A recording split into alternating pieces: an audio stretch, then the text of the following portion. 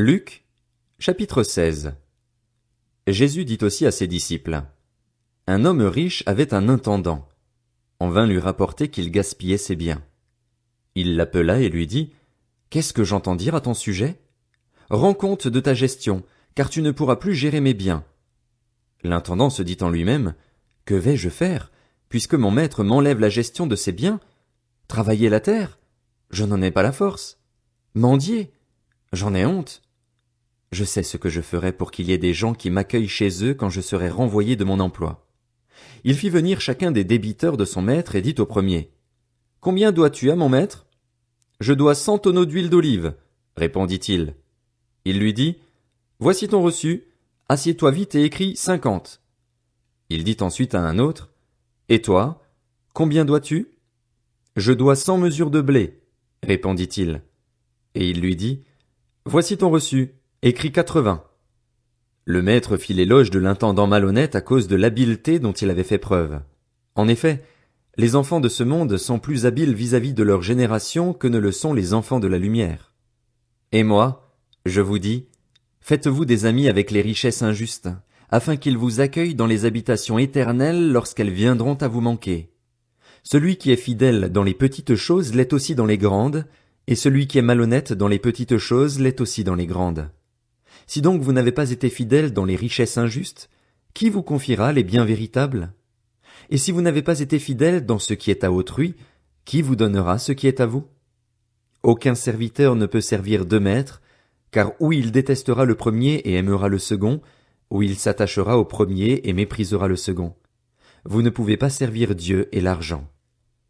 En entendant tout cela, les pharisiens qui aimaient l'argent se moquaient de lui. Jésus leur dit: Vous cherchez à paraître juste devant les hommes, mais Dieu connaît votre cœur. De fait, ce qui est très estimé parmi les hommes est abominable devant Dieu. La loi et les prophètes ont subsisté jusqu'à Jean. Depuis lors, la bonne nouvelle du royaume de Dieu est annoncée et chacun cherche avec force à y entrer. Le ciel et la terre disparaîtront plus facilement que ne tombera un seul trait de lettre de la loi. Tout homme qui renvoie sa femme et en épouse une autre commet un adultère, et tout homme qui épouse une femme divorcée de son mari commet un adultère. Il y avait un homme riche, qui s'habillait de pourpre et de fin lin et qui chaque jour menait joyeuse et brillante vie. Un pauvre du nom de Lazare était couché devant son portail, couvert d'ulcères. Il aurait bien voulu se rassasier des miettes qui tombaient de la table du riche, cependant même les chiens venaient lécher ses ulcères. Le pauvre mourut et fut porté par les anges auprès d'Abraham. Le riche mourut aussi et fut enterré.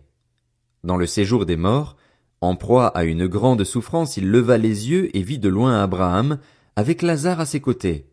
Il s'écria: Père Abraham, aie pitié de moi et envoie Lazare pour qu'il trempe le bout de son doigt dans l'eau afin de me rafraîchir la langue, car je souffre cruellement dans cette flamme.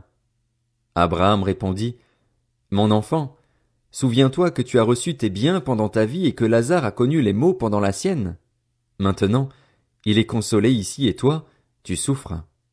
De plus, il y a un grand abîme entre nous et vous, afin que ceux qui voudraient passer d'ici vers vous, ou de chez vous vers nous, ne puissent pas le faire.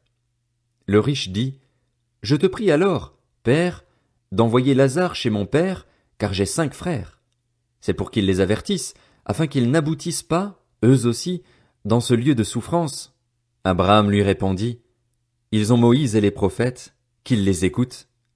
Le riche dit: Non, Père Abraham, mais si quelqu'un vient de chez les morts vers eux, ils changeront d'attitude. Abraham lui dit alors: S'ils n'écoutent pas Moïse et les prophètes, ils ne se laisseront pas persuader, même si quelqu'un ressuscite.